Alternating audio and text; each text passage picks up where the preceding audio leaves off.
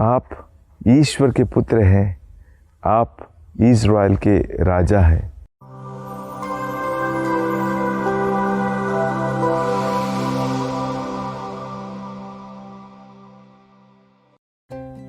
क्रिस्त में मेरे प्रिय भाई और बहनों, हम सब ने जादूगर का खेल देखा है। किसी न किसी समय में जादूगर के खेल में हमने जाकर भाग लिया है। लेकिन जब जादूगर की हम बात करते हैं, वो कोई असामान्य चीज़ें नहीं करता, सामान्य चीज़ों को असामान्य रूप से बताता है। लेकिन वास्तव में चीज़ जैसी थी वैसी ही रहती है, कोई परिवर्तन नहीं होता। लेकिन फिर भी हम मंत्रमुग्ध हो जाते हैं और ये देखकर हमारे मन में एक प्रकार की उनके प्रति सोचते हैं कि कितना शक्तिशाली व्यक्ति है। वास्तव में उनमें कोई शक्ति नहीं है, लेकिन वे केवल अपनी रफ्तार से जाने जाते हैं। जितनी तेज़ उनकी रफ्तार, उतना अच्छा ही जादू का खेल। लेकिन क्या हम ये चीज़ें यीशु के बारे में भी कह सकते हैं? नहीं मेरे प्रिय भाई बहनों, प्रभु यीशु क्रिस्त कोई जादूगर नहीं है।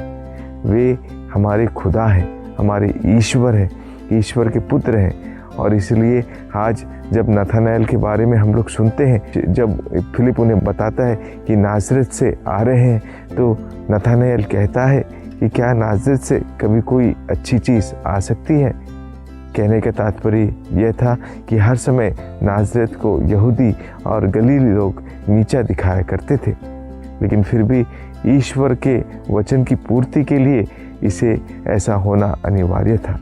और जब यीशु नथानिएल को बिना उसे पहले मिले या बातचीत करे उसका नाम बता देते और कहते हैं कि ये सच्चा इज़राइली है, तो नथानिएल भी भावुक हो जाता है, अचंभित रह जाता है कि यीशु को यह सब कैसे मालूम पड़ा। क्या यीशु जादूगर है? नहीं, नथानिएल के मुख से निकलते हैं, आप ईश्वर के पुत्र हैं, आप ही इज़राइल के राजा हैं।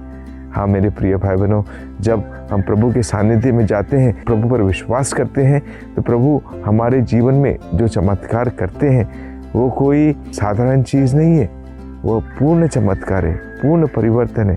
प्रभु पूर्ण रूप से हमको बदल देते हैं।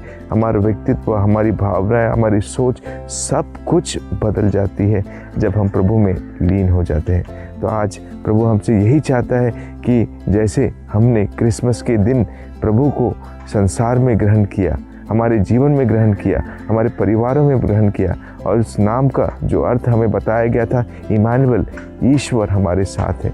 आइए हम ईश्वर को सदा हमारे साथ रखें, विश्वास से उनके साथ बने रहें, ताकि उनके सानिध्य में हम हमारे जीवन में वही करें जो ईश्वर की दृष्टि में अच्छा और भला है। आज फिर एक बार फिर क्रिसमस की हार्दिक शुभकामनाओं के साथ हम इस दिन को याद करते हैं कि जैसे प्रभु ने आज हमारे जीवन में जन्म लिया, प्रभु हमेशा हमारे साथ बना रहे और अपनी आशीष से सदा हमें देते रहे, ताकि हम उसके योग्य साक्ष्य बनकर एक अच्छा और सच्चा क्रिस्ती जीवन जिए। इसके लिए हम आइए ईश्वर से प्रार्थना करें। आमीन।